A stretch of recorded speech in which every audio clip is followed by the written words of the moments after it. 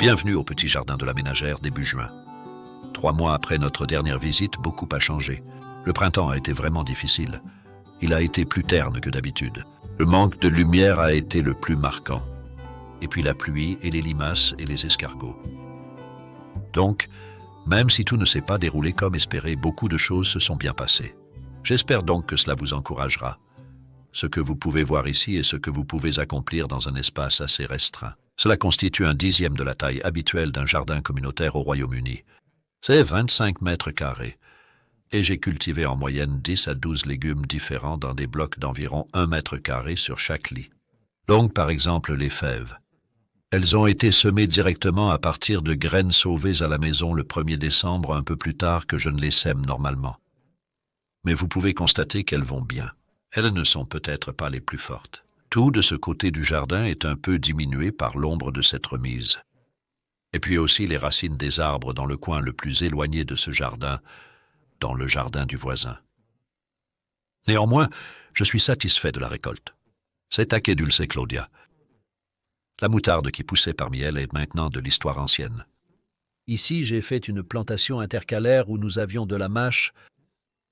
Culture hivernale, une excellente récolte de salade d'hiver. Et je l'ai laissé assez longtemps pour collecter des graines. J'ai donc gardé environ 15 plantes plus que nécessaire et récolté autant de graines. Et ce n'est pas une énorme quantité, mais en réalité je suis assez satisfait. J'ai récolté à un moment inattendu, voyant qu'il baissait soudainement malgré le temps. Il est en quelque sorte assez sec. Il y a pas mal de graines sur le sol, donc il y aura beaucoup de plantes bénévoles, ce qui est correct. Et quand j'ai récolté cette mâche pour collecter les graines, j'ai été stupéfait par le nombre de limaces qui se cachaient sous les feuilles humides autour des plants de fraises. Eh bien, je les ai tous coupés. J'ai simplement perdu un peu de patience avec les limaces et escargots ce printemps. Et maintenant, je dirais, les nombres sont beaucoup plus bas. Nous avons eu beaucoup de dégâts causés par les limaces, mais grâce à des patrouilles constantes, en les enlevant ou en les coupant, elles sont définitivement sous contrôle. Oserais-je dire cela? Il s'agit de fraises plus tardives. Vous verrez bientôt de belles fraises mûres. Nous avons donc maintenant un peu d'espace là où il y avait de la bête à carde. Donc juste la semaine dernière, cela a finalement tellement monté qu'il ne produisait plus de feuilles valables. Donc je l'ai arraché. Et ce sera une sorte de brassica d'automne que nous planterons cette semaine. Betterave, pas brillant. Ce maïs a toujours été le plus faible du jardin à cause de l'ombre et des racines des arbres. Mais nous allons obtenir une récolte, je pense, bientôt, plus tard que d'habitude. Et ceci aussi, ce sera un défi intéressant, car les radis qui étaient ici étaient au correct. Ils n'étaient pas brillants. Pas mal de dégâts causés par les limaces.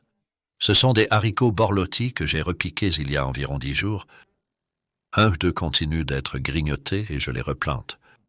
Donc, je ne sais pas s'ils vont s'en sortir. Et en gros, c'est une plante qui a besoin de chaleur et de soleil. Donc on verra. J'espère qu'ils émergeront, ce serait bénéfique si les haricots secs poussent bien. Un autre bel espace attend une plante de concombre. Il fait toujours froid cependant. Oui, un printemps étonnamment froid, ou devrais-je dire un début d'été. Il fait 4 degrés ce matin. C'est 39 Fahrenheit. Donc je ne suis pas pressé de sortir les concombres. Les concombres sont très exigeants en chaleur, bien plus que les tomates.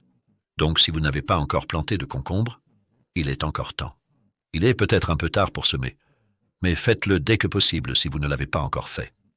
Et ceci me laisse perplexe car les choux qui étaient ici ont tous fini. Mais les choux-fleurs continuent de pousser et ils ont l'air très bien. Mais je ne vois pas encore de petits choux-fleurs là-dedans. Donc c'est encore 2 semaines, ce qui va enlever un peu à la plante de courgette ici. Donc j'ai planté de la courgette. Ce ne sera qu'une récolte tardive si elle continue. Si ça s'assèche, je n'arroserai que la courgette, pas le chou-fleur.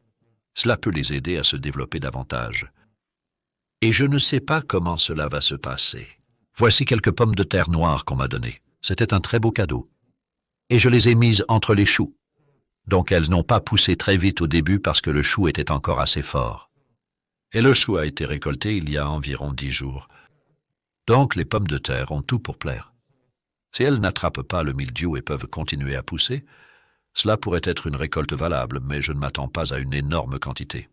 Nous avons fait un grand nettoyage ici. Cela valait tellement la peine il y a juste 2 jours. Je l'ai observé un instant, pensant. Quel désordre. Et c'étaient d'anciennes palettes de châssis froids. Utiles pour stocker des choses, mais toujours beaucoup de dégâts causés par les limaces et les escargots qui se cachent sous les palettes. Et effectivement, Adam l'a fait. Et mon Dieu, il a trouvé un tas d'escargots là-bas. Donc c'est maintenant clair et propre. Et vous pouvez voir que j'ai des plantes contre le mur. Ce mur est orienté vers le sud, donc il fait chaud.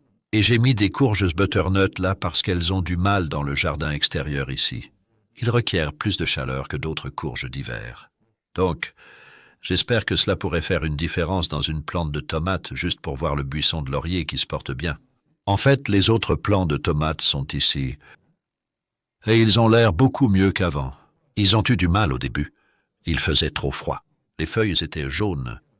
Cela se produit lorsque vous mettez des plantes qui aiment la chaleur, mais il fait encore froid parce qu'elles ne peuvent pas, ce n'est pas que le sol manque d'azote ou quoi que ce soit à cause des feuilles jaunes, c'est parce qu'il ne fait pas assez froid. Il ne fait pas assez chaud pour que les racines puissent accéder aux nutriments qui sont là. Donc, ils sont maintenant en train de verdir avec un peu de chaleur récente.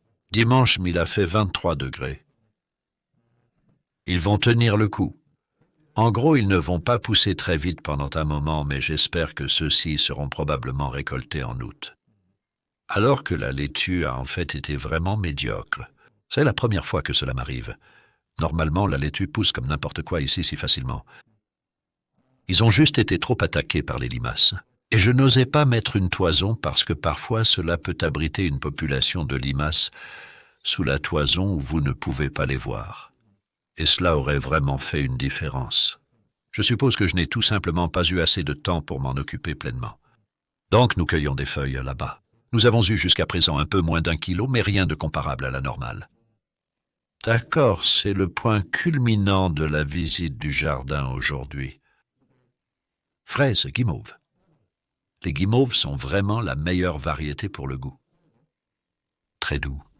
Et c'est une que vous ne trouverez jamais à acheter, parce qu'elle n'a pas de durée de conservation. Pour un jardin, waouh! Vous pouvez observer la qualité et le potentiel. Et je ne l'ai pas cueilli. Normalement, j'aurais récolté ces fruits, mais je voulais vous les montrer en vidéo. J'étais anxieux. Seraient-ils mangés si je les laissais? En fait, vous pouvez constater ce qui peut se produire. Ce n'est pas catastrophique, mais il y a quelques dégâts causés par les limaces. Il y a un trou dans celui-là. Eh bien, je vais les cueillir très prochainement. Donc, ces derniers sont maintenant dans leur 3e année, ce qui correspond au moment de pointe pour les fraises. Ils ont été lents cependant. Et ils pourraient facilement continuer pendant encore 1 an ou 2. Mais ce que je dois faire, c'est éclaircir les coureurs qui développeront bientôt les nouvelles plantes, car sinon vous obtenez tellement de plantes que vous obtenez juste un fourré de feuilles. En réalité, il y avait bien plus de limaces. J'ai donc traité ce problème et supprimé les vieilles feuilles, un lieu propice à leur développement, pour maintenir la propreté. Et vous pouvez voir qu'ils sont sur du compost, pas sur de la paille. On dit souvent « mettez-les sur de la paille pour les garder propres ». En fait, c'est correct. Ouais, le compost ne l'est pas, il n'est pas sale comme l'est le sol. Il crée une sorte de surface douce et agréable, qui ne devient pas toute boueuse sous la pluie.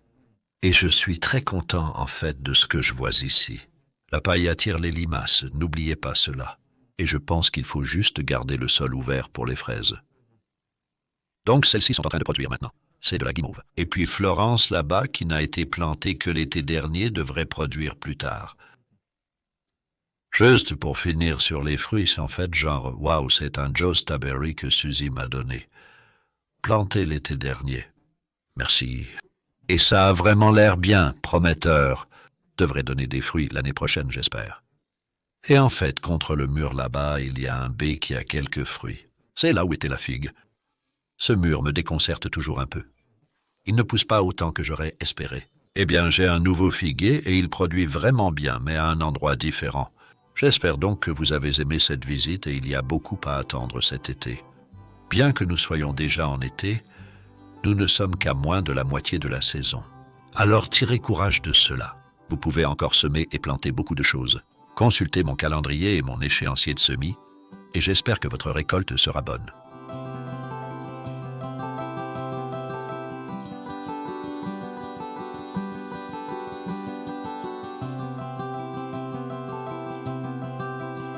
Merci.